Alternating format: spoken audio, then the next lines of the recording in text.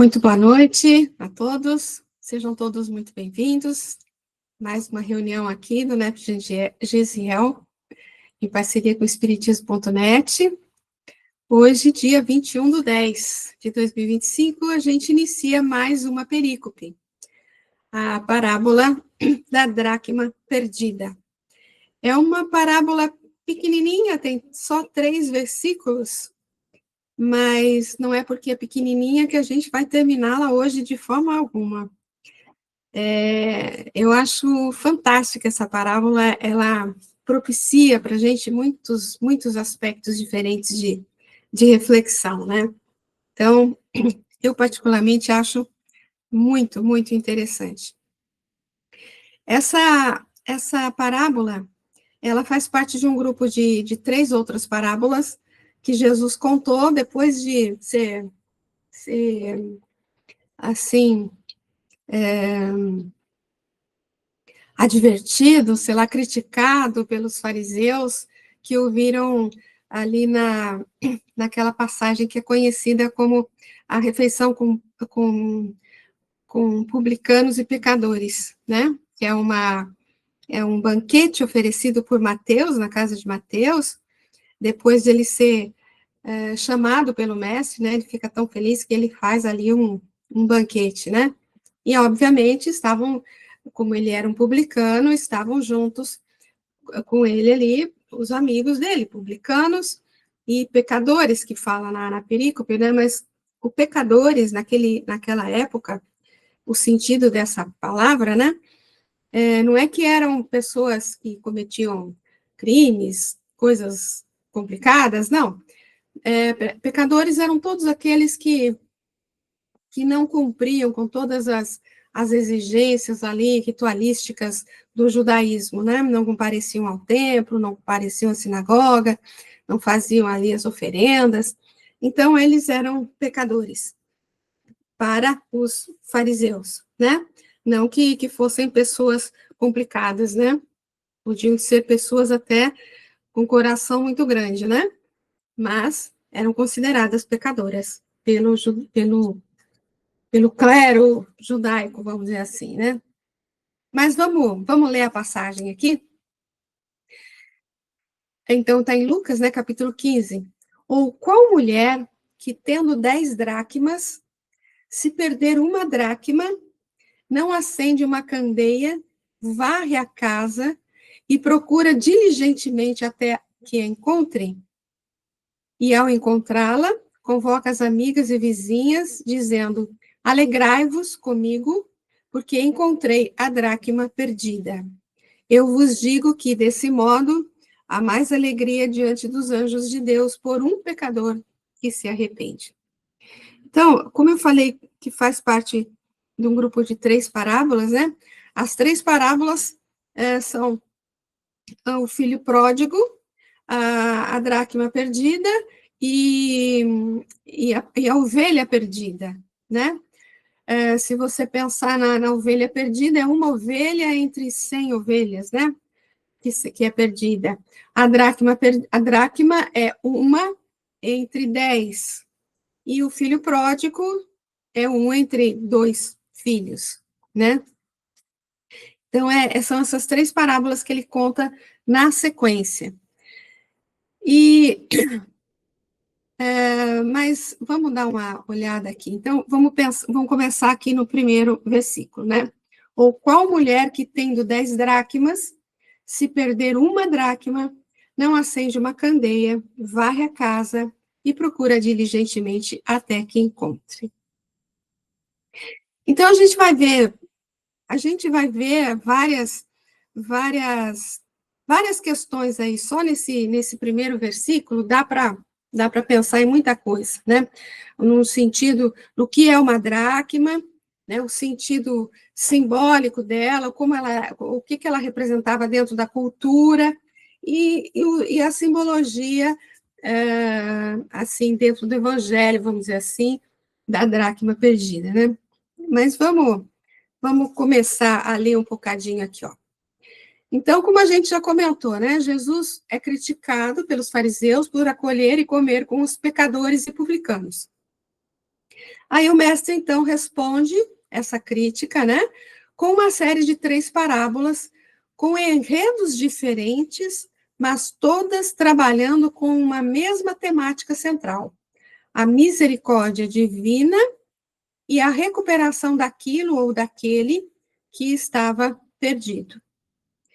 No Oriente, até hoje, convidar um homem para uma refeição é uma honra, é uma oferta de paz, confiança, fraternidade e perdão. Em suma, compartilhar uma mesa significa compartilhar da vida. Então,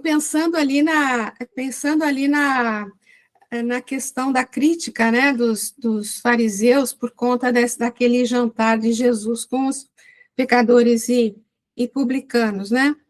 Então, a refeição era um momento de grande importância para eles, né? Como fala aí, era uma honra ser convidado, né? Então, a refeição é um sinal especial de aceitação. O hospedeiro afirma esse fato fazendo chover sobre seus hóspedes uma longa série de cumprimentos aos quais os hóspedes precisam responder.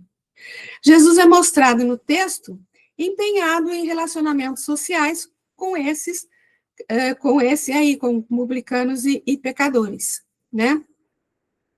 Então, o fato de Jesus estar junto com esses publicanos e pecadores aí, para os fariseus era uma coisa horrorosa, né? Era uma coisa completamente que um judeu verdadeiro não faria de forma alguma, né? Então, o fato de Jesus receber pecadores era considerado como uma ofensa muito séria aos fariseus, do que meramente comer com pecadores de uma maneira informal, ou aceitar os seus convites, como no caso de Zaqueu em Jericó.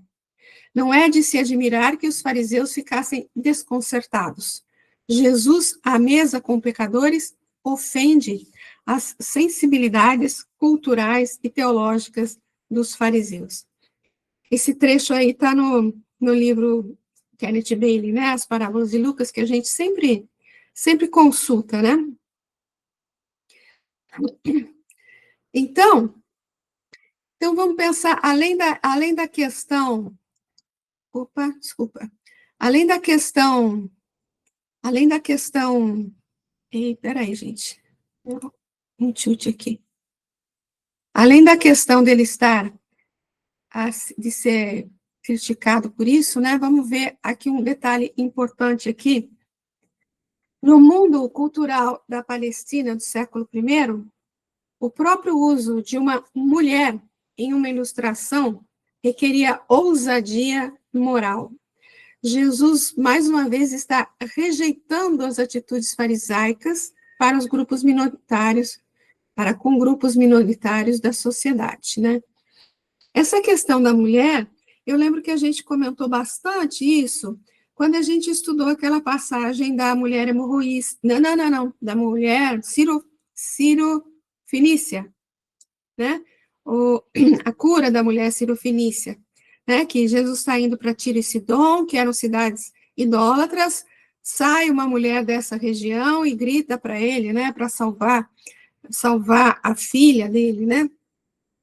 E lá a gente trabalhou bastante essa questão, porque essa mulher foi extremamente ousada, se dirigindo a Jesus, né? Porque na época, uma mulher um homem não se dirigia a uma mulher em público de forma alguma. E ele só conversava, na verdade, com a mulher que era a sua esposa, que era da família ali. Ele jamais se dirigia a uma mulher que não fosse da sua casa, né? E em público, então, nossa, de forma alguma, né? E o Kenneth Bailey comenta, inclusive, isso, que até hoje, nessas regiões aí que conservam esses costumes, um rabino, por exemplo, em público, ele não fala nem com a própria mulher dele, com a própria esposa dele, né? Porque a mulher não era nada na época, né? A mulher era uma propriedade, era um objeto, vamos dizer assim. Então, era usar a mulher como o personagem principal, vamos dizer assim, de uma história que ele está contando, de uma parábola que ele está contando, foi uma ousadia muito grande de Jesus. Da mesma forma que foi uma ousadia grande de Jesus, quando ele conta a parábola do bom samaritano, que o mocinho da história era um samaritano, que eram inimigos, vamos dizer assim, dos hebreus, né? Então, aqui a gente vê mais um momento de grande ousadia dele, assim, contra aquelas concepções preconceituosas, né, da época. Então, vamos prosseguir aqui. E aí, com relação à questão da mulher, tem um trechinho do Emmanuel, no livro Pão Nosso, que ele fala da importância que Jesus deu às mulheres, né? E então ele começa assim: com Jesus começou o legítimo feminismo, não aquele que enche as mãos de suas expositoras com estandartes coloridos das ideologias políticas do mundo, mas que lhes traça nos corações diretrizes superiores e santificantes. Os ambientes mais rigoristas em matéria de fé religiosa, quais do judaísmo antes do mestre, a mulher não passava de mercadoria, condenada ao cativeiro. Vultos eminentes, quais Davi e Salomão, não conseguiram fugir aos abusos de sua época nesse particular. O Evangelho, porém, inaugura nova era para as esperanças femininas. Nele, nós vemos a consagração da Mãe Santíssima, a sublime conversão de Madalena, a dedicação das irmãs de Lázaro, o espírito abnegado das senhoras de Jerusalém, que acompanhavam o mestre, né, acompanhavam o Senhor até o instante extremo. Então, desde Jesus, observamos crescente respeito na Terra pela missão feminil.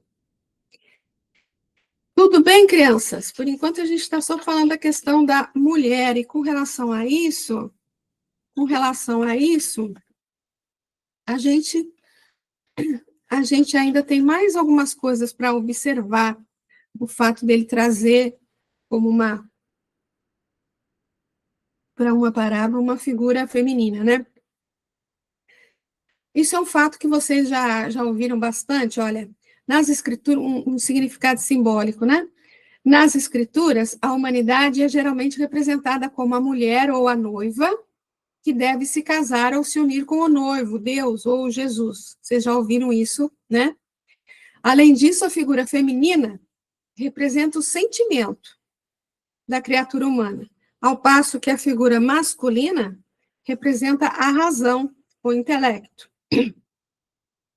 É só o que simboliza, né? Não quer dizer que um homem não tenha sentimento, nem que uma mulher não trabalhe com razão e intelecto, né? Obviamente.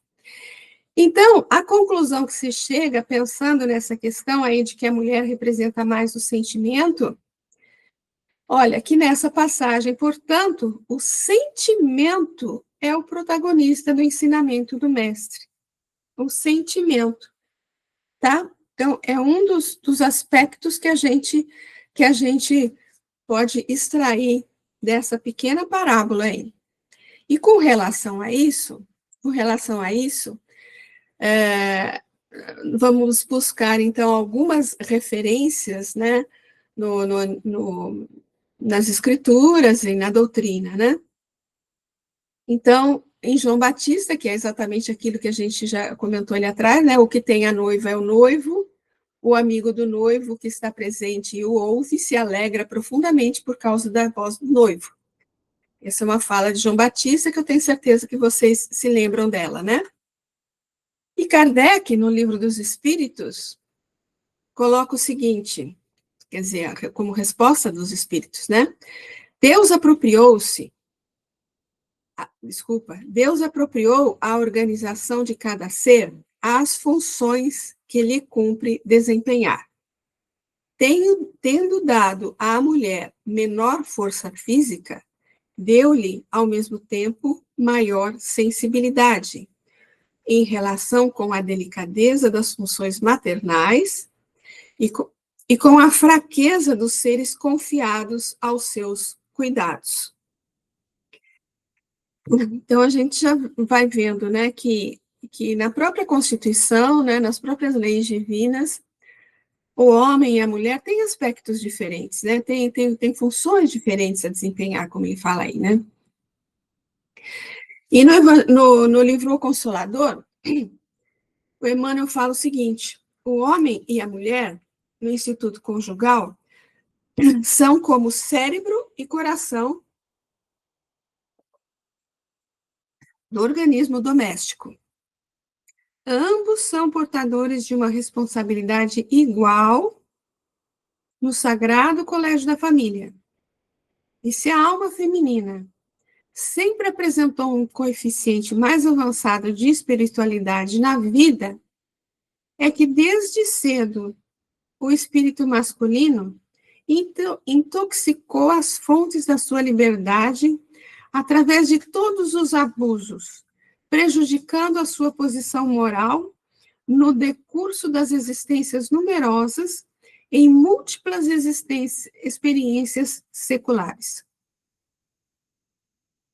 Enquanto a mulher era uma propriedade e vivia no cativeiro, como a gente leu um pouco atrás, né?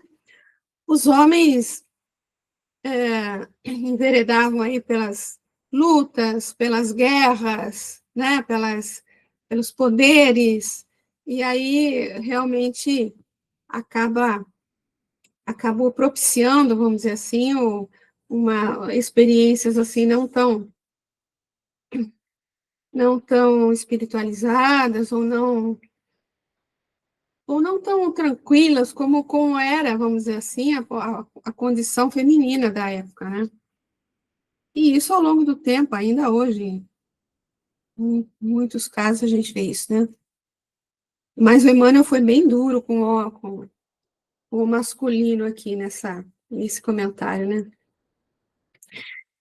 Bom, vamos ver o que era uma dracma. Então, a dracme é mencionada somente nessa passagem que a gente está vendo. Somente aí que ela aparece. Onde, em nossa versão portuguesa, é traduzida como dracma. Alguns, isso está no dicionário bíblico, né? Alguns pensam que a mulher da parábola de Jesus talvez possuísse essa dracma como se fosse um enfeite. A gente vai ver mais sobre isso mais para frente, tá? Era considerada como mais ou menos equivalente ao denários romano. E o denário é correspondente ao salário de um dia de trabalho.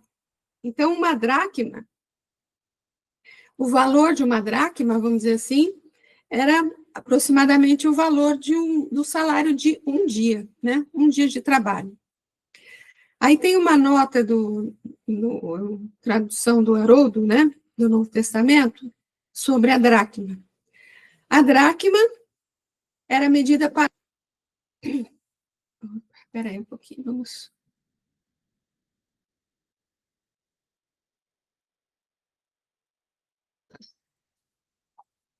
A dracma era uma medida padrão para a prata na Grécia Antiga. A dracma era uma moeda feita de prata. A dracma moeda pesava 4,37 gramas de prata, né? O equivalente a 4 dracmas, peso padrão para a dracma na Grécia. Sendo assim, eu achei interessante isso que está aqui embaixo.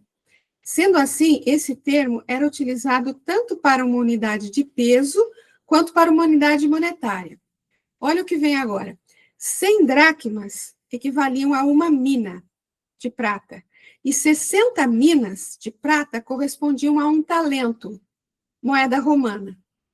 E uma dracma era o preço de uma ovelha ou a quinta parte de um boi. Agora, eu queria fazer um comentário. Vocês lembram da passagem dos talentos, né? Que o Senhor da Terra lá deixa 1 talento, 2 talentos, 5 talentos para as pessoas, não é isso? Então, veja, considerando essa informação que tem aí, quanto vale um talento? Se 100 dracmas equivale a uma mina, e 60 minas corresponde a um talento, Então, um talento, na verdade, corresponde a 6.000 dracmas. 6.000 dracmas seria 6.000 dias de trabalho. Eu fiz até a conta, dividindo por 365, dá mais de 16 anos. Então, o valor que naquela parábola lá dos talentos, né? O valor que aquele senhor da terra deixa lá para as pessoas, mesmo aquele que ficou com um talento só, é uma fortuna. É um trabalho de mais de 16 anos. É uma fortuna. Ou um grande rebanho, né, de 6.000 ovelhas, né? Então, só para considerar aí né, o valor, é interessante aí de olhar. Então, bom, agora vamos pensar um pouco numa forma mais profunda, né? O valor mais profundo da dracma relacionado às questões culturais e sociais da época, né?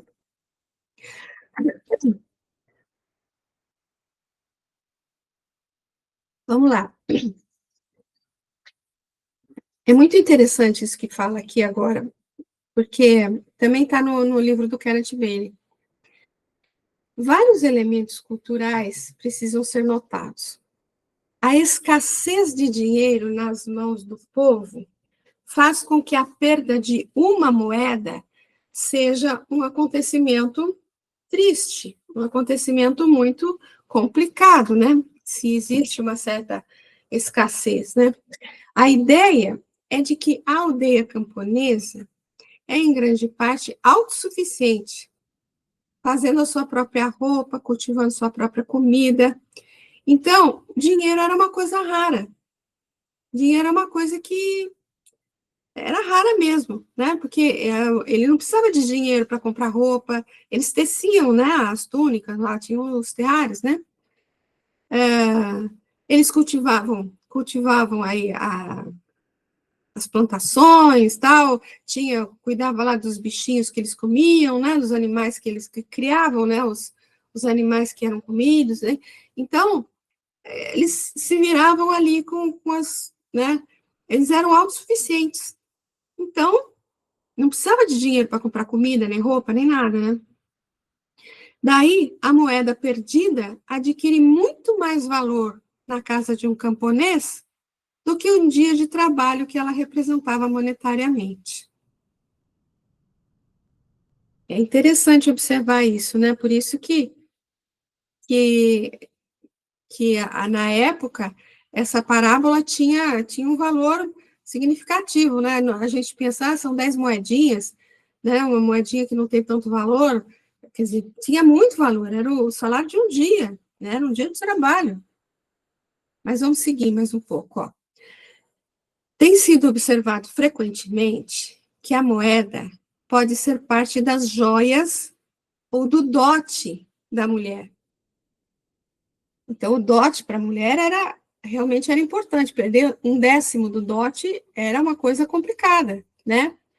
Todavia, precisa ser feita uma distinção entre o beduíno e o aldeão. As mulheres beduínas usam o seu dote em forma de moedas, dependuradas em seus véus. Vocês já devem ter visto imagens assim, filmes, sei lá, que as mulheres estão com aquele véu que na beiradinha tem um monte de moedinha pendurada assim, né? Isso as beduínas. E as mulheres aldeãs não têm o mesmo costume, mas provavelmente a moeda fazia parte de um colar. De fato, as aldeãs usavam moedas e colares. Obviamente, a beleza do colar, como um todo, é destruída quando se perde uma moeda. Mais uma vez, a perda representa mais do que o valor de uma única moeda. Imagina você que tem uma joia preciosa, assim, com várias pedras, né? Várias pedras preciosas. Se cai uma pedra, né?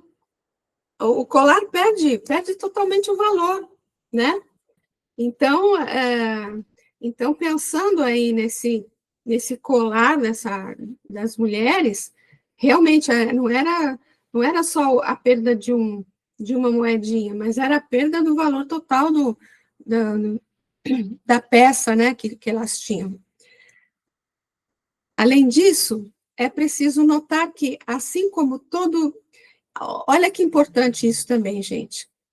Assim, como todo recurso monetário, a dracma não possuía valor ou utilidade em si mesma.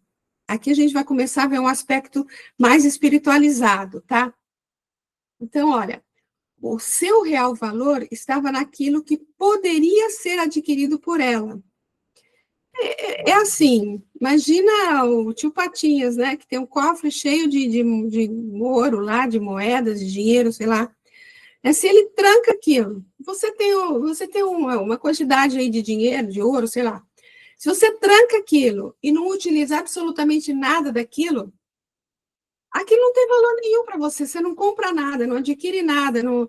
Então, praticamente aquilo é como se não tivesse valor, é só uma coisa que você guarda, né?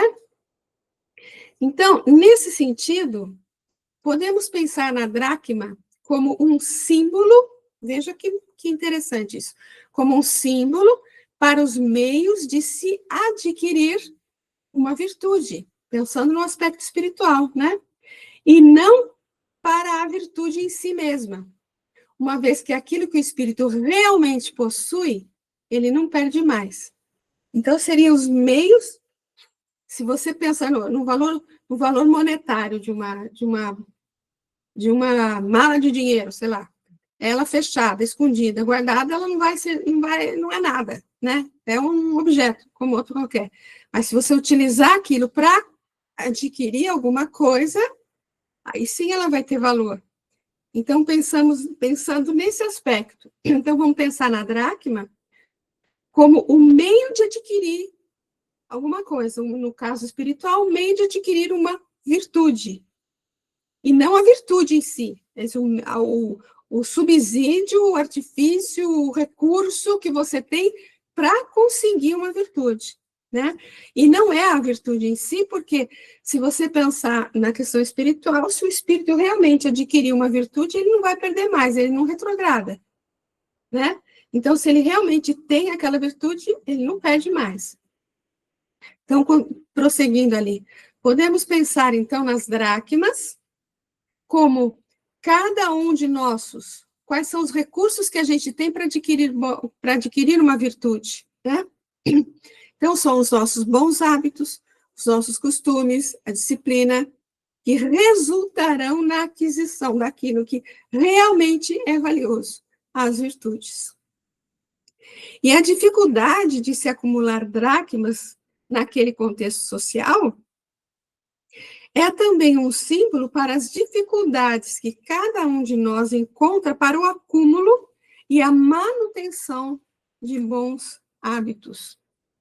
Então, se a dificuldade que, como a gente falou, né, na época eram colônias, aldeias autossuficientes, né, então o dinheiro em si era uma coisa rara, era uma coisa difícil de existir, né? Então, a dificuldade de acumular essas dracmas na época é comparável à nossa dificuldade de adquirir mais, né, de encontrar, de acumular mais virtudes, né?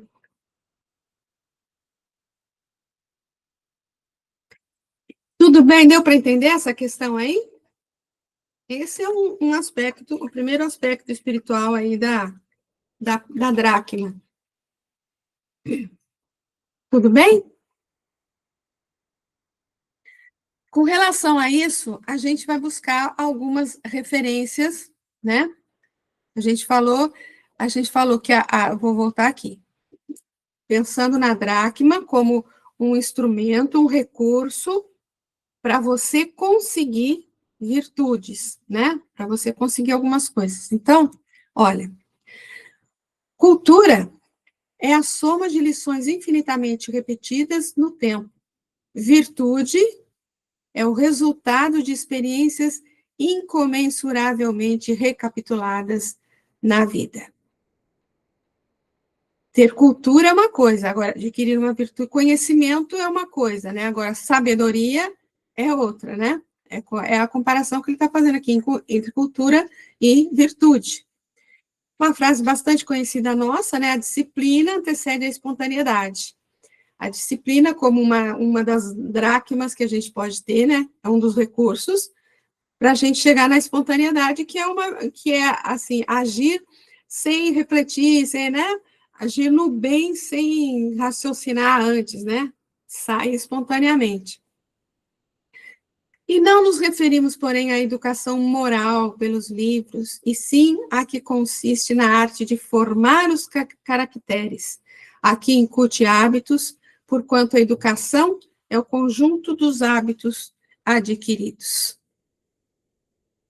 E no livro dos Espíritos, não por essa educação que tende a fazer homens instruídos, mas pela que tende a fazer homens de bem. A educação convenientemente entendida constitui a chave do progresso moral. Quando se conhecer a arte de manejar os caracteres, como se conhece a de manejar as inteligências, conseguir-se-á corrigi-los do mesmo modo que se aprumam plantas novas. E a disciplina é alicerce da educação. Comentários?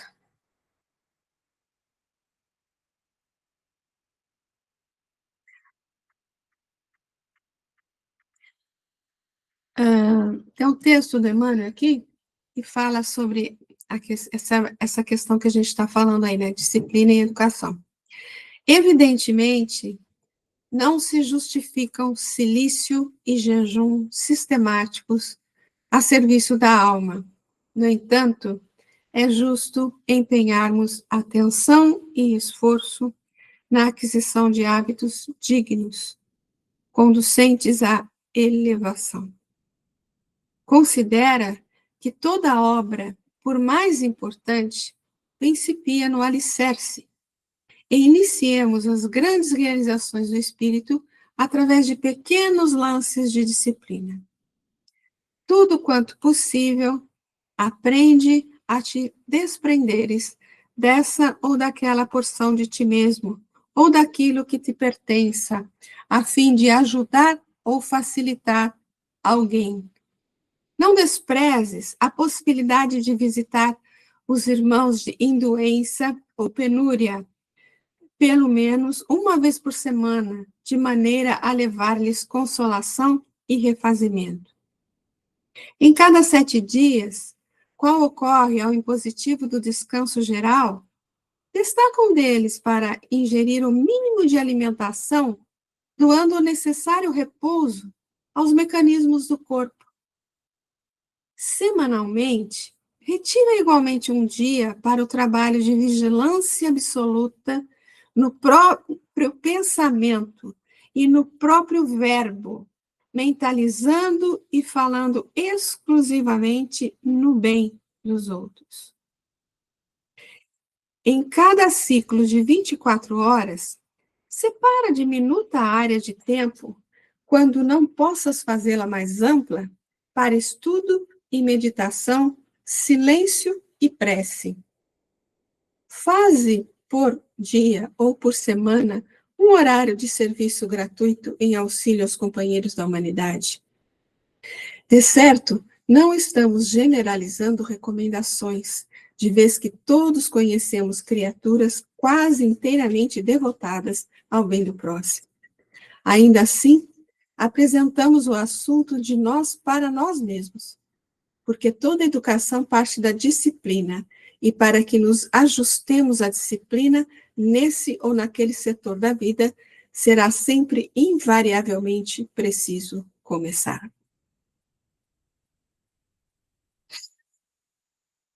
Tudo bem? Quem é? Pode falar, não estou vendo quem é. Boa noite, é o Hermes. Boa noite, querido. Tudo bem com todos? Esse número 8 aí, interessante, o número 8, isso.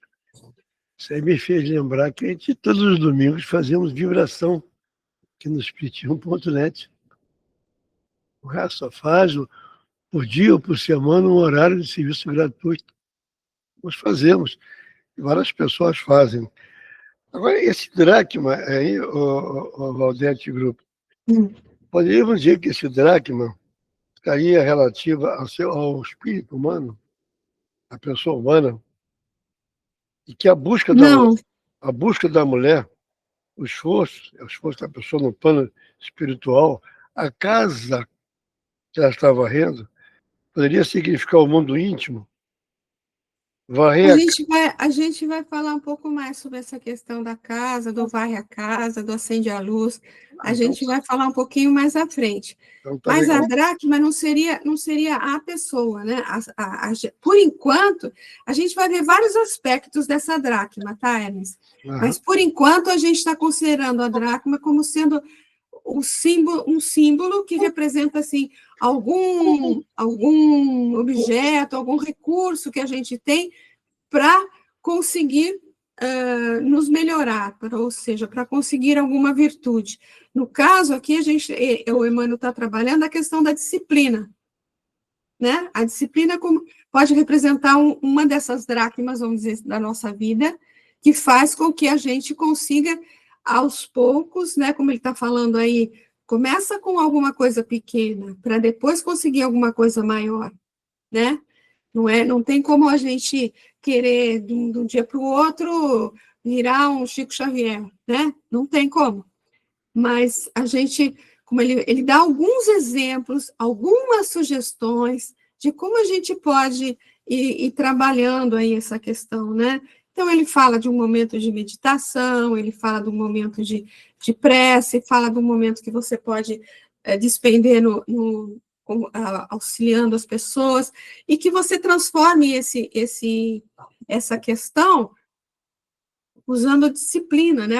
Fazendo aquilo sistematicamente, assim, sempre um pouquinho, sempre alguma coisinha a mais, né? E começando por um pouquinho, você pode ir crescendo, pode ir aumentando, né? É essa que é a observação do Emmanuel aqui. Mas, seguindo mais um pouco aqui, ó. Então, fala, Zezé, pode falar. Boa noite, pessoal. Boa noite, Val. Boa noite. Então, essa lição de Emmanuel é fantástica, né? Porque uma coisa é certa, a gente vê muita gente começando a fazer coisas, né? Algum trabalho, a participar de alguma atividade, assim, no bem, mas a perseverança, né? É difícil. Você vê uma pessoa que comece uma coisa e vá até o fim, que persevera ali na constância, né? E isso realmente, a gente percebe que isso vai criando como é que se diz? Um alicerce, né? Profundo, porque quando você falou aí da sabedoria, né? Como que é importante a vivência, né? Você poder vivenciar situações que são o serviço no bem, né? A gente vai falar aqui do serviço no bem. Como é importante você começar e dar continuidade e concluir e perseverar ali até que você seja substituído de alguma forma, né, para que aquele trabalho tenha sempre uma continuidade, não seja interrompido, né? Quantas pessoas começam a ir na casa espírita e, de repente, somem do nada, né? E não perseveram, às vezes, no tratamento que é proposto para ela, né? Então, isso é muito importante. Então, mais vale aquela gotinha todo dia do que, de repente, você soltar aqueles fogos de artifício e, de repente, apagar tudo, né? Muito bom. Muito bom, querida. Inclusive, você falou até da saúde, né? Que às vezes a pessoa até com relação à saúde, a pessoa começa e não termina, né? E aí aqui a gente vê nesse quinto aqui, ó, né? qual ocorre o positivo do descanso, destaca um deles para ingerir um mínimo de alimentação, doando o necessário repouso aos mecanismos do corpo. Eu achei até interessante isso, porque é importante, o corpo não deixa de ser, vamos dizer assim, um recurso para a gente estar aqui se tentando melhorar, tentando adquirir bons hábitos, né? Tentando se tornar uma pessoa melhor. Então, o corpo não deixa de ser uma dracma, né? Não deixa de ser uma dracma. Então, que a gente cuide dele, inclusive, né? Cuide do corpo. É nossa responsabilidade também cuidar do corpo, porque, vamos supor, ele me forneceu aqui um corpo que vai durar, sei lá, 90 anos, não sei quanto, né? Agora, se eu não cuidar, se eu beber, fumar, fazer abusos aí de toda sorte, eu não vou chegar nos 90, né? Daqui a pouco eu já estou caindo. Então, é um recurso que eu não aproveitei, né? É uma dracma que eu desperdicei. É uma dracma que eu recebi, mas que eu perdi e que não fui atrás de recuperar, não. Né? Mas isso tudo que você falou aí realmente é muito, muito importante, muito importante. Mas, olha, continuando aqui, né? Se pensarmos nas dracmas como todos os recursos materiais e de tempo, olha só, que nos são concedidos pelo Senhor da vida para a aquisição dos valores do espírito. Se a gente pensar nas dracmas, como eu acabei de falar, o corpo não deixa de ser uma dracma, né? E o tempo que me é fornecido também não deixa de ser uma dracma. Então, muitas vezes, perdemos essas dracmas por negligência nossa. E só então nos damos conta do quanto eram valiosas em nossa vida. A hora que eu não cuido do meu corpo, a hora que eu fico doente, aí que eu vejo quanto que era bom ter saúde, né? Nos esforçamos, então, por reavê-las, e graças à misericórdia divina, algumas vezes ainda conseguimos recuperá-las em tempo para aproveitá-las ainda na presente encarnação. Se entendemos a dracma como a representação de um dia de trabalho, podemos perceber que ela também se refere a uma concessão de tempo que nos são feitas por Deus para trabalharmos pelo enriquecimento dos nossos espíritos. Então, ele me concedeu aqui, sei lá, um corpo para 90 anos, né? Não sei, né?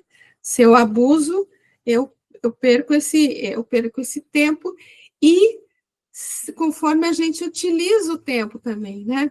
A gente faz tanta coisa que a gente desperdiça tempo, né? Tanta coisa que dizem, né, que quando a gente chega no mundo espiritual, o que mais incomoda, o remorso que dá na gente foi o tempo perdido, né? O tempo que a gente podia ter gasto com fatos, experiências que poderiam ter enriquecido mais o nosso espírito, né? Trazido mais valores para o nosso espírito, a gente desperdiçou, né? Olha uma coisa aqui que faz a gente desperdiçar o tempo, né? Muito por demais, muitos de nós, né? E tem tantas coisas que a gente faz que a gente não faz um bom aproveitamento do tempo, né? Então, lembrando, né, que o tempo tem um texto do Emmanuel, que eu sempre lembro do texto, que acho que, se eu não me engano, eu trabalhei nele no Gotas Fraternas, que Emmanuel fala, né, da perda irreparável, né? Que a gente tem muitas coisas que a gente perde que a gente consegue recuperar. Às vezes você perde um livro, você consegue comprar um outro livro, ou sei lá, você perde algumas coisas que você consegue adquirir. Mas uma coisa que se você perder, você não consegue adquirir recuperar de forma nenhuma, é o tempo, né? Então, o tempo é uma perda irreparável, é uma dracma que, se você perder, você não tem como recuperar de forma alguma, né? E aí, com relação a essa questão, aí a parábola dos talentos que a gente comentou no começo, né? A um deu 5 talentos, a outro 2, a outro 1, a cada um segundo sua própria capacidade. Então, segundo as nossas capacidades, são os talentos, são as dracmas que nós recebemos também, né? Não sejais depositário infiel, utilizando-os unicamente em satisfação do vosso orgulho e da vossa sensualidade. Não vos julgueis com o direito de dispor em vosso exclusivo proveito daquilo que recebeste, não por doação, mas simplesmente como empréstimo. É aquela história, tudo que está à nossa volta, nada é nosso, né? É tudo empréstimo. A gente trabalhou bastante isso quando a gente trabalhou a parábola do mordomo infiel, né? O minuto é uma joia, a hora é uma fortuna, o dia é um tesouro. Aproveitá-los é subir para a gloriosa destinação que o Eterno Pai nos reserva. E mais uma do Emmanuel, né, com relação. Cada homem possui, com a existência, uma série de estações e uma relação de dias estruturados em precioso cálculo de probabilidades.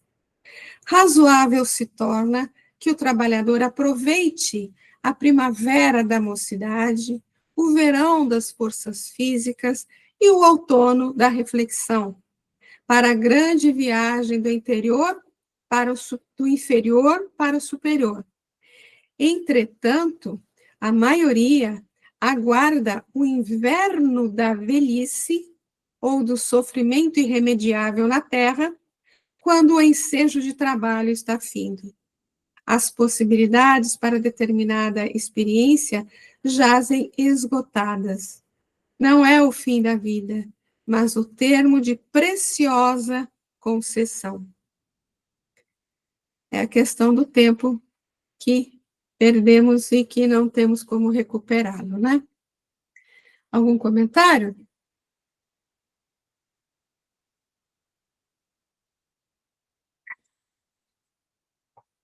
Seguindo mais um pouquinho, o valor de nossa perda é sempre proporcional àquilo que possuímos.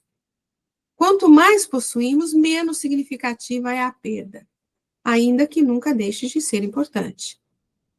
Quando temos poucas dracmas, significa que nossa disciplina e capacidade de cultivar bons hábitos é ainda incipiente e que, portanto, o esforço necessário para recuperar uma dracma perdida será maior. Lembra que a gente falou que a dracma, então, pode representar os nossos bons hábitos, a nossa disciplina, né? Então, se eu tiver poucos bons hábitos, né? Se eu perder um, vai ser difícil conseguir, porque eu não vou ter muitos recursos, né? Não tenho muitos bons hábitos. Ao passo que quando já temos muitas dracmas, ou seja, nossa disciplina e capacidade já foram desenvolvidas a tal ponto que são capazes de manter e cultivar um número bem mais expressivo de bons hábitos. Nesse caso, a energia despendida para recuperar uma dracma perdida será bem menor. Porque quando a gente tem assim já, como ele fala aí, a disciplina, a capacidade já bem desenvolvidas, né? Ou seja, temos um expressivo número de bons hábitos, vamos dizer assim, né? Quando a gente dá uma escorregada, uma deslizada, né? É muito fácil para a gente reconhecer, vamos dizer assim, que a gente deu aquela escorregada, né? Ou veio um pensamento complicado, né? É mais fácil para a gente já, não, vou tirar da cabeça esse pensamento aqui, que não é próprio, não vou pensar em outra coisa, vou fazer uma prece, fazer uma meditação, vou fazer uma leitura, e já deixar de lado essa questão, né? Ao passo que se você não tem essa vigilância espiritual assim dentro de você, vindo um pensamento complicado, você vai acabar alimentando aquele pensamento e vai... Eu tinha uma amiga que falava assim, ó, quando passa assim alguma coisa, a gente tem que deixar passar, não pode deixar fazer ninho. Se fizer ninho na cabeça da gente, aí é complicado, né? Então, se passar algum pensamento complicado, às vezes você está fazendo qualquer coisa, passa um negócio meio complicado pela tua cabeça, assim. Pode ser teu mesmo, ou pode ser a sugestão de algum amiguinho que passou por ali, né? Então, se você já percebe que é uma coisa, né, não muito própria, vamos já, deleta logo de cara, né? Vamos pensar em outra coisa, não, o que que é isso? Não quero isso, vamos fazer uma oração, vamos fazer uma vibração qualquer, né? É isso, né? Então, algumas referências com relação a essa questão aí. Pois a todo aquele que tem, será dado, e terá em abundância, mas daquele que não tem, até o que tem lhe será tirado. O esforço individual estabelece a necessária diferenciação entre as criaturas, mas a distribuição das oportunidades divinas é sempre a mesma para todos. Então, depende realmente do esforço de cada um, né? Na vida, não vale tanto o que temos, nem tanto importa o que somos, vale o que realizamos com aquilo que possuímos e, acima de tudo, importa o que fazemos de nós.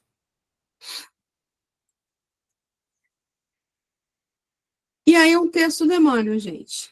Passos da vida, tesouros da alma, que é o que a gente quer conseguir com as nossas dracmas, né? Ensinaste paciência, amparando inúmeros ouvintes.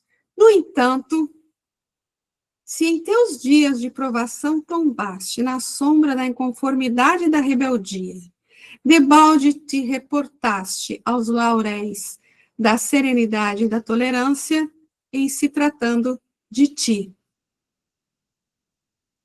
Destacaste o valor das dificuldades nas trilhas do mundo, induzindo muita gente à aceitação dos próprios deveres. Todavia, se à frente dos obstáculos que te obscureceram a senda, entraste em amargura e desesperação, não te valeram as teorias esposadas em matéria de paz e compreensão. Faça o que eu falo e não faça o que eu faço, né? Hipotecaste afeto aos seres queridos, propiciando-lhes alegrias e bênçãos. Mas, se nos dias de separação e mudança caíste em desânimo e revolta, o amor autêntico ainda não te habita os domínios do ser. Exaltaste a fé, sustentando legiões de companheiros da humanidade.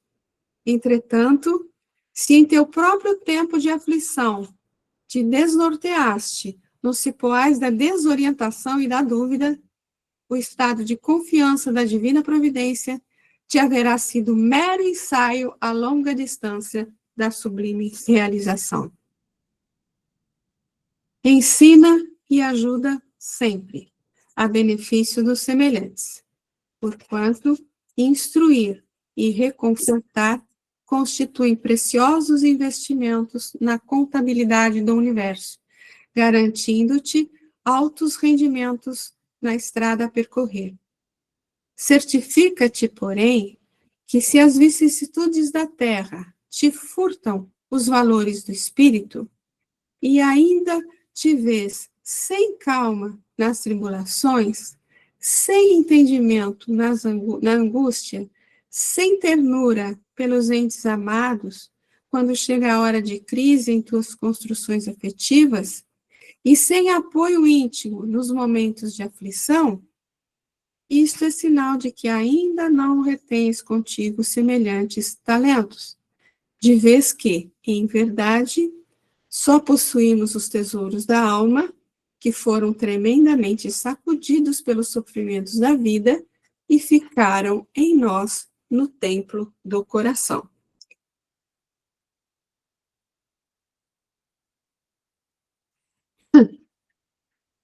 Pode falar. Yogi, essa lição aí é interessante.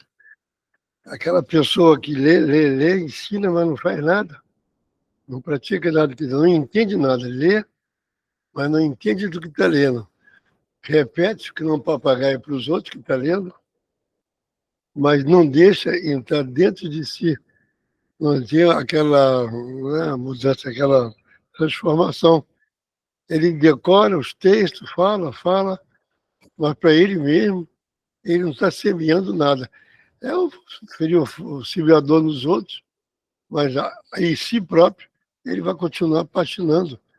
Aí eu me pergunto, como é que pode uma pessoa que lê, aprende, quer passar aos outros uma instrução, se a própria pessoa não cumpre, não aprende? Isso aí é meio esquisito, isso, não é? Porque aquele para passar o vendedor para vender um bom produto, para vender um produto com sucesso, ele tem que conhecer o produto, senão ele não vai vender nunca. Ele vai vender um artigo qualquer. Se ele não conhece o artigo, como é que ele vai oferecer o artigo? Acho que é esquisito isso. Mas é que tem gente que é assim, né? Que decora o que o outro disse, sai repetindo, mas para ele mesmo aquilo não atinge, né, o seu interior, não há uma transformação. É que eu leio, é que eu estou entendendo nesse texto aí. Era isso. Isso, muito bom. Kleber? Que o Hermes está falando do vendedor de ilusões, né? E lembra os novos fariseus. Será que nós somos um desses, né? Continuamos apenas na aparência, repetindo, tentando convencer a si mesmo que essa é a verdade, mas ainda não sentimos. É isso que a gente tem que refletir, né? Exato. Né? Pode falar, Sueli. Oi, pessoal, boa noite. Eu estava pensando exatamente nisso, sabe? Nessa sinceridade, né, para conosco. Porque eu estava assim, meu Deus, a gente sabe tanto, a gente tem tanta informação.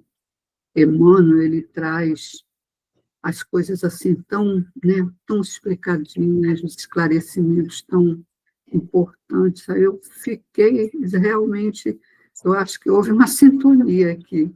Por que a gente já não consegue dar passos mais largos? Eu falo a gente, estou falando de mim, porque aí eu fico pensando realmente, o Hermes falou, né, do outro, mas a gente tem que olhar para a gente, porque às vezes a gente está fazendo esse papel, né? Nós podíamos, muitas coisas nós já não fazemos, nós já cuidamos, já prestamos mais atenção, estamos mais vigilantes, mas tem outras situações que eu acredito que são hábitos arraigados do passado, que ainda é difícil né, a gente retirar isso, a gente ressignificar, transformar.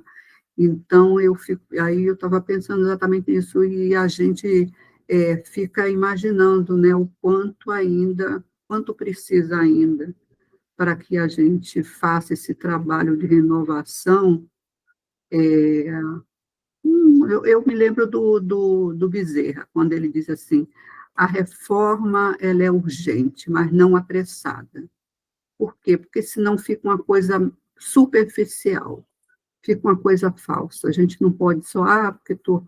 Lógico, isso é um esforço da gente estar sempre olhando, sempre estudando, né? A gente está sempre motivado, porque eu ouvi uma vez numa casa, numa igreja batista, uma fala lá, esqueci o nome agora da palestra, né? Que o pastor dizia assim, foi quando na época meu marido, nós éramos noivos e ele era batista. Esse pastor Marinho, ele dizia assim que a gente era igual uma brasinha, a gente tinha que se manter, né? Assim, sempre em contato com os ensinamentos de Jesus, com a própria igreja, né? Com o templo, né? Aquilo que tinha aquele significado para a gente, porque senão a gente esfriava. E eu passo isso para esses estudos que a gente faz. Se a gente realmente não tiver um esforço, lógico que tem que fazer, o tempo todo, nesse foco, nesse objetivo de melhorar um pouco. Eu acho super válido e a gente está tudo no mesmo grupo. Desculpa aí, gente, eu demorei um pouco. Imagina, o que é isso? Kleber? Talvez quando a gente começa a ficar igual, como o texto mostra, né? Muita teoria, bonito, talvez falte aí, e serve para todos nós, né? Pelo menos para mim serve, olhar a questão mais prática. Se a gente começar a colocar isso que a gente está falando aqui, que está sendo dito no texto, e praticar mais, a gente vai começar a perceber, sentir e ampliar a consciência nossa, né? E sair só da teoria. Por isso que tem que colocar em prática. A prática que faz com que a gente sinta o que a gente está falando, né? Reproduzindo o que está no texto, nos textos. E uma coisa que eu percebo bastante nesse número 6 aí, é que realmente a gente nos põe à prova, vamos dizer assim, nos momentos de prova, né? Porque na hora que vem a dificuldade, é que a gente vai saber se a gente realmente adquiriu aquele bom hábito, aquela virtude ou não, né? Porque o que a gente adquire, como já foi dito, a gente não perde. Virtude adquirida não se perde, né? Então, porque aí ele fala nos momentos de tribulação aí, né? Quando acontece a angústia, a desesperação, né?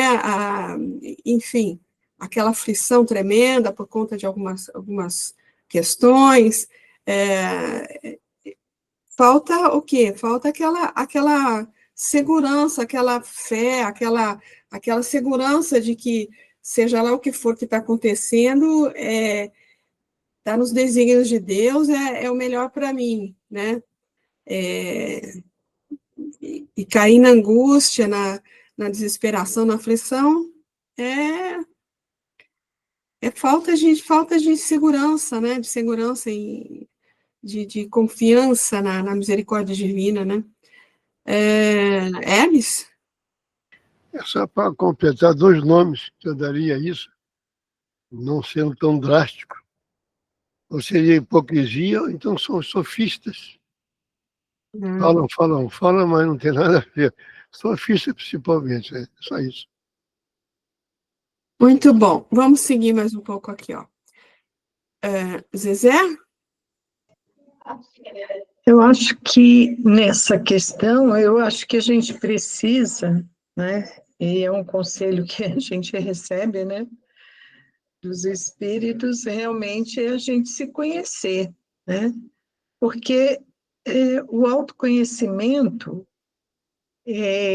a gente pode ir adquirindo observando as nossas reações, né?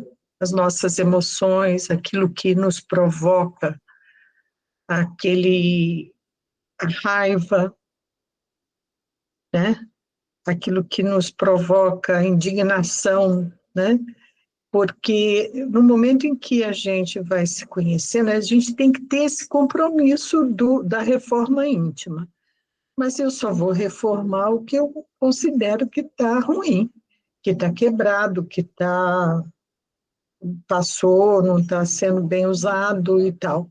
Porque enquanto eu achar que eu sei tudo, que eu estou bem, que eu, vamos dizer assim, exporto virtude, aí eu não vou conseguir reforma nenhuma.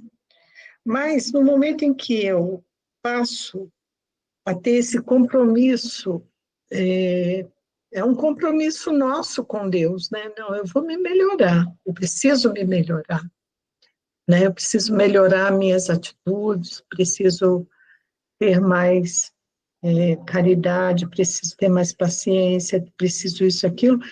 E eu tenho que trabalhar isso, e a forma da gente trabalhar é observando, né, aquele momento do testemunho, né, que a Val comentou, né, da tribulação. A hora do testemunho é a hora H. Como que eu reagi? Como eu reagi a uma ofensa, a uma palavra mais ríspida, né? Aí eu vou tendo o termômetro do meu íntimo, né? E é processo, não é estanque. Nós estamos nesse processo autoeducativo, né? Porque os benfeitores nos fornecem as oportunidades da vivência, né? A instrução que o Evangelho e a doutrina nos dá. Agora, o trabalho da mudança em nós é que temos que fazer, né? Com certeza, né? Com Está certeza. escrito lá Obrigada. está escrito no pórtico lá de Delfos, na Grécia, né? Conhece a ti mesmo, né? Isso. Vamos prosseguir mais um pouquinho aqui, gente, vai. Bom, pensando na dracma agora como uma peça de um colar, né? Que a gente comentou aqui, que formavam às vezes um colar, e esse colar era o dote da mulher, né? Então, pensando na dracma como uma peça do colar, se uma delas, todo o colar perdi, se uma delas perde, né, sem uma delas, todo o colar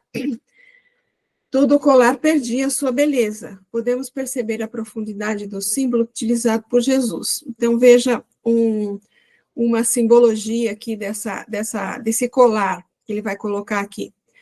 O mestre representa a humanidade redimida por um colar, em que todas as moedas, somos nós, estão unidas por um único fio, o da fraternidade legítima, e do qual a ausência de uma só moeda tornaria esse colar incompleto, menos belo. É como se Jesus nos dissesse que a felicidade real só nasce da fraternidade e da união, e que somente por esse caminho o reino de Deus há de se fazer na terra. Então, ele tá considerando aí, comparando aí, a gente sempre fala, né, que numa passagem do Evangelho, a gente sempre pode ver o aspecto coletivo e o aspecto individual. Aqui ele está vendo o aspecto coletivo, a gente já vai ver já o aspecto individual. Então, no aspecto coletivo, como se esse colar fosse toda a humanidade e as moedinhas fossem cada um de nós, né?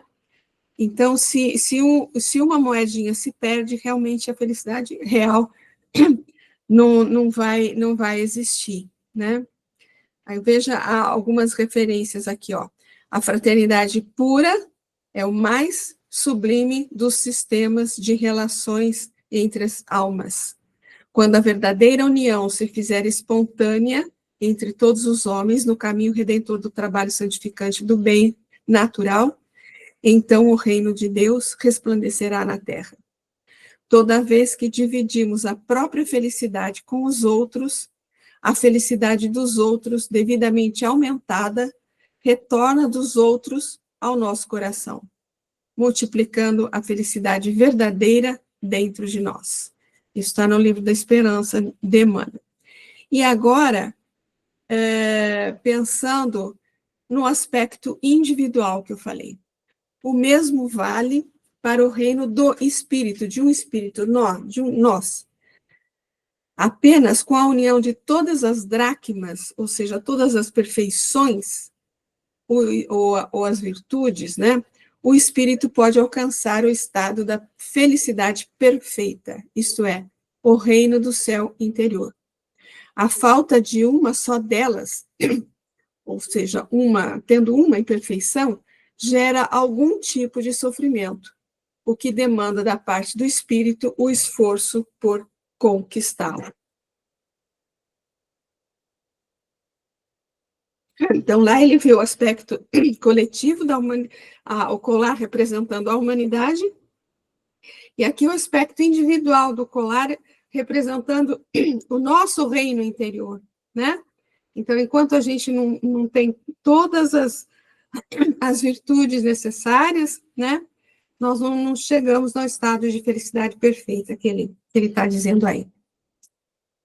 Então, veja, tendo em vista aqui, na época de Jesus, o colar, com 10, outra interpretação aqui, outra simbologia que eu achei fantástica isso aqui, gente. Então, o colar com 10 dracmas era usualmente dado à noiva pelo noivo como parte do dote, e relembrando o símbolo da união entre o noivo, Deus, e a noiva, humanidade, podemos notar que o mestre utiliza esse símbolo para representar o presente dado por Deus, o noivo, para a humanidade, a noiva, na revelação dos 10 mandamentos, ou do primeiro compêndio da lei divina, que nos foi dado conhecer como marco inicial dessa união que haveria de se efetivar na eternidade. A ideia é que essa união só poderá ser plena quando todas as dracmas estiverem reunidas, ou seja, quando a humanidade ou cada um de nós aplicarmos em nossas vidas as leis divinas em toda a sua plenitude. É interessante notar que Kardec também dividiu a lei de Deus em 10 partes. Muito... Achei lindo isso daqui, essa simbologia aí, nessa referência aos 10 mandamentos, né? Muito legal. Bom, gente, no primeiro versículo ainda, né? Quando ela percebeu que ela perde, ela acende uma candeia e ela varre a casa. Acho que vocês já têm essa noção aí do que seja. Primeiro, a questão da acende a luz, né? Acende a candeia. Para essa busca, no entanto, precisamos acender a luz, a candeia, em nossa casa interior, porque toda vez que se fala em casa, no Evangelho, a gente tem que relacionar com a casa mental, com a nossa casa interior, né? Então, acende a candeia em nossa casa interior, a fim de aclarar a nossa visão na conquista dos valores do espírito, muitas vezes ocultos na forma de adversidades, obstáculos e sofrimentos. Então, o que seria acender essa candeia? O que seria buscar essa luz? Você vai buscar a luz com uma leitura, com uma prece, com uma meditação, né? Buscar a luz, buscar conhecimento, né? A candeia, no entanto, para manter-se acesa, necessita do oxigênio, que seria o estudo, a busca do conhecimento, ou a prece, né? E também do combustível a ser queimado, representando o nosso esforço e sacrifício pessoal na senda da iluminação. Então, a candeia precisa de oxigênio e precisa do óleo, do combustível. O oxigênio vai representar a nossa busca pelo estudo, pelo conhecimento, pela prece, e o combustível que vai ser queimado, né? Aí é o nosso esforço, o nosso sacrifício pessoal. Referências disso. A candeia do corpo é o olho. Portanto, se o teu olho for simples, teu corpo inteiro será luminoso. O homem enxerga sempre através da visão interior. Com as cores que usa por dentro, julga os aspectos de fora. Quando a treva se estende na intimidade de nossa vida, deploráveis alterações nos atingem os pensamentos. Virtudes, nessas circunstâncias, jamais são vistas. Os males, contudo, sobram sempre.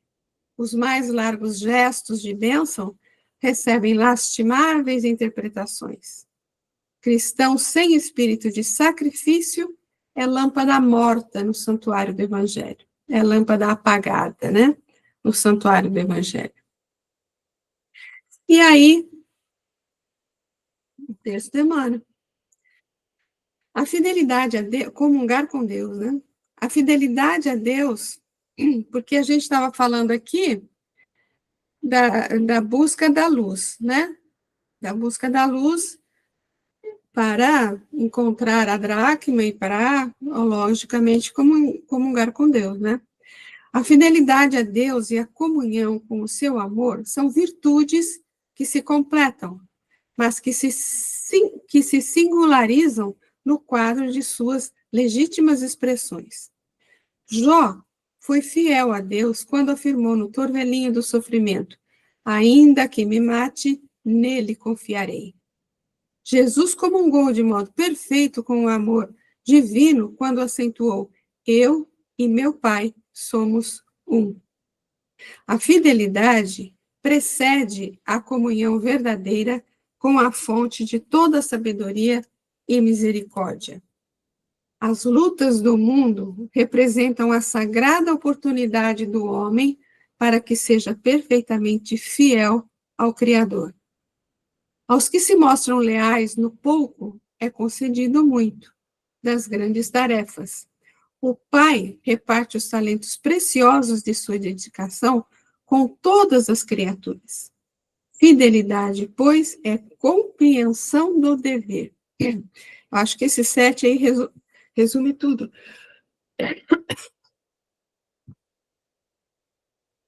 Compreensão do dever, entender quais são as suas responsabilidades.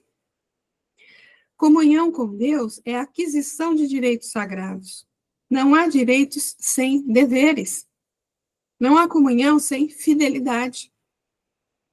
Eis a razão pela qual, para que o homem se integre no recebimento da herança divina, não pode dispensar as certidões de trabalho próprio. Antes de tudo, é imprescindível que o discípulo saiba organizar os seus esforços, operando no caminho do aperfeiçoamento individual para a aquisição dos bens eternos. Existiram muitos homens de vida interior iluminada que podem ter sido mais ou menos fiéis, porém só Jesus pôde acrescentar ao mundo o estado de perfeita comunhão com o Pai que está nos céus. O Mestre veio trazer-nos a imensa oportunidade de compreender e edificar. E se confiamos em Jesus, é porque, apesar de todas as nossas quedas nas existências sucessivas, o Cristo espera dos homens e confia em seu porvir. Sua exemplificação foi, em todas as circunstâncias, a do Filho de Deus, na posse de todos os direitos divinos. É justo reconhecermos que essa conquista foi a sagrada resultante de sua fidelidade real. E Cristo se nos apresentou no mundo em toda a sua resplendência de sua glória espiritual, para que aprendêssemos com ele a comungar com o Pai. Sua palavra é a do convite ao banquete de luz eterna e de amor imortal. Eis porque, em nosso próprio benefício, conviria fôssemos perfeitamente fiéis a Deus desde hoje.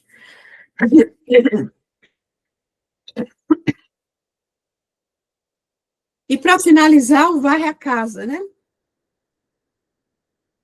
Eu acho que já é bem claro na nossa cabeça o que representa esse varrer a casa, né? Quando a gente varre, a gente tira, joga fora tudo o que não é útil, ou as questões que estão incomodando, a sujeira, né? As imperfeições, a gente põe tudo para fora. Então, precisamos também varrer a nossa casa interior, retirando dali todas as impurezas que venham a nos impedir de ter uma visão mais clara de nós mesmos, de Deus e dos valores eternos que buscamos. Poderíamos citar, por exemplos dessas impurezas, o nosso egoísmo, orgulho, vaidade, preguiça, comodismo, etc. São impurezas que muitas vezes não é fácil varrer para fora, não, né? Mas cabe a cada um de nós, como já foi dito aí várias vezes na reunião de hoje, o esforço, né? O esforço nosso, a nossa incumbência aí, a nossa disposição de lutar contra isso, né? E algumas referências com relação às impurezas aí. Bem-aventurados os limpos de coração, porque eles verão a Deus, terão comunhão com Deus, né? Mas o que sai da boca procede do coração, e isso torna comum o homem, pois do coração saem desígnios maus, homicídios, adultérios, fornicações, roubos, falsos testemunhos e blasfêmias. Essas coisas é que tornam o homem comum, que tornam comum o homem, mas comer sem lavar as mãos não torna o homem comum. E referências aí. Para os puros, todas as coisas são puras. Para os impuros e descrentes, nada é puro. Tanto a mente como a consciência deles estão corrompidas. Aquele, pois, que se purificar destes erros, será vaso nobre, santificado, útil ao seu possuidor, preparado para toda boa obra. E a pureza do coração é inseparável da simplicidade e da humildade. Exclui toda a ideia de egoísmo e de orgulho. E a gente para por aqui. Na próxima semana, a gente encerra esse versículo trabalhando essa partezinha aí, ó. Procura diligentemente até que encontre. É óbvio que você, depois de tudo que a gente falou, você já tem isso claro na cabeça. Mas fica para a próxima semana. Aí a gente se detém um pouco mais aí nessa questão. Tá bem? Alguém quer fazer um comentário? Pode falar, Kleber, querido. Eu estou ainda impactado com aquele texto que eu achei maravilhoso, aquele lá de trás. Eu não quis interromper você, mas assim, eu fiquei muito. Queria até ver se meu pensamento está correto, Odete e demais amigos. Porque a gente Qual falou ali, texto? é o texto que a gente achou fantástico, né? Que fala das alianças, né? Lá atrás. Não sei se agora fica tarde para a gente falar sobre isso. Pode Aquele texto falar que você aqui. fez referência, que você falou, fantástico isso. Está aí em algum lugar aí. Eu acho tudo fantástico, não sei o que... Não, a gente falando de... Porque ali fala, né, de aliança, né? Aí me lembro do testamento. No Antigo Ah, do Testamento, Testamento. né? Será que é isso aqui, ó? Que ele fala dos É, 10 foi aí, mandamentos? foi aí. Né? A Ah, revelação dos 10 mandamentos, aí depois ele vai falar que Kardec usou também a lei de Deus, isso, 10 partes, né? Eu fiquei aham, pensando que a gente fala aqui de aliança, né? Do homem com Deus, né? Então, lá atrás, isso, você tinha o Antigo Testamento, é uma aliança, testamento aliança, né? E a aliança aham, é feita na justiça, lá com Moisés, né? ah, Tirando a primeira, amar a Deus, o resto tudo é não faça isso, não faça aquilo. Observe isso. Isso aí era o homem justo, tinha que ter esse comportamento. Então, a antiga aliança era uma aliança na justiça. O justo deveria procurar fazer isso ou não fazer aquilo outro, porque era justo. Depois você vai para uma nova aliança que é baseada no amor. Você não vai fazer isso porque você ama. Você não vai matar, não vai roubar, porque você ama. Então, Jesus trouxe uma nova aliança. Eu arrisco isso, que Kardec trouxe uma novíssima aliança, que é a verdade. Né? isso. Entender por que a gente não deve roubar, não deve matar e por que a gente deve amar. A gente compreender, né? Faz sentido o que eu estou falando? Eu estou viajando. Muito sentido, né? Porque, inclusive, quando ele fala aqui embaixo, né, é interessante notar que Kardec também dividiu a lei de Deus em 10 partes. Você vai lá no Livro dos Espíritos, né? Até abri aqui para conferir. Você vai no terceiro livro, né, ou na terceira parte, conforme as traduções aí, tem lá as leis divinas, né? E nós Sim. temos 10 leis divinas, né? Tem de adoração, trabalho, reprodução, conservação, destruição, sociedade, progresso, igualdade, liberdade e justiça, amor e caridade. São 10 leis também. Ela fala aí das relações com a gente mesmo, com Deus e com o semelhante. E na mais pura verdade, né? Exatamente.